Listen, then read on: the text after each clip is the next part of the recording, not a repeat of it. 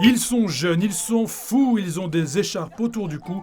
Les 10 membres du jury étudiant de ce 38e Festival international du court-métrage de Clermont-Ferrand se sont découverts vendredi dernier, 5 février, avant de passer ensemble une semaine de visionnage à l'issue de laquelle ils décerneront leur prix.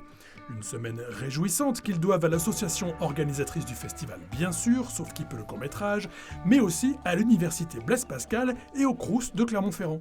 Le Crous est un acteur de la vie culturelle clermontoise et le CNUS est un acteur de la vie culturelle au sens large. Et depuis 13 ans à Clermont-Ferrand, en association avec le Festival du court-métrage, nous avons créé un prix national du film court. Le CNUS, Centre national des œuvres universitaires et scolaires, organise en effet un concours annuel dont le lauréat est désigné d'office pour intégrer le jury au Festival de Clermont. Et le lauréat, ou plutôt la lauréate cette année, c'est elle, Marjolaine Pertin, étudiante à l'école du film d'animation La Poudrière à Valence, qui, tiens, a été sélectionnée dans la programmation école de cette édition 2016 pour son film de fin d'études, Novembre.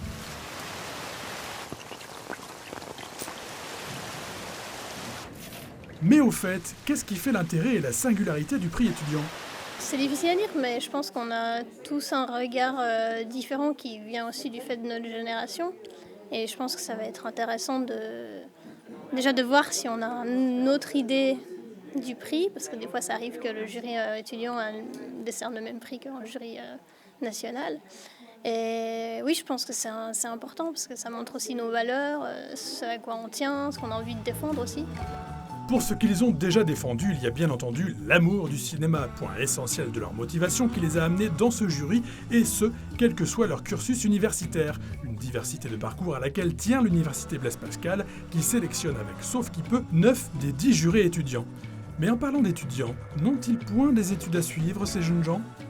Alors, les étudiants, ils ont une dérogation pendant une semaine. On leur donne un mot d'excuse, si vous voulez, mais en expliquant bien à leurs établissements d'origine que c'est une expérience formatrice pour eux et que c'est quelque chose qui va certainement participer à leur épanouissement, non seulement personnel, mais à leur formation de manière générale. Verdict du prix étudiant national et international, samedi 13 février.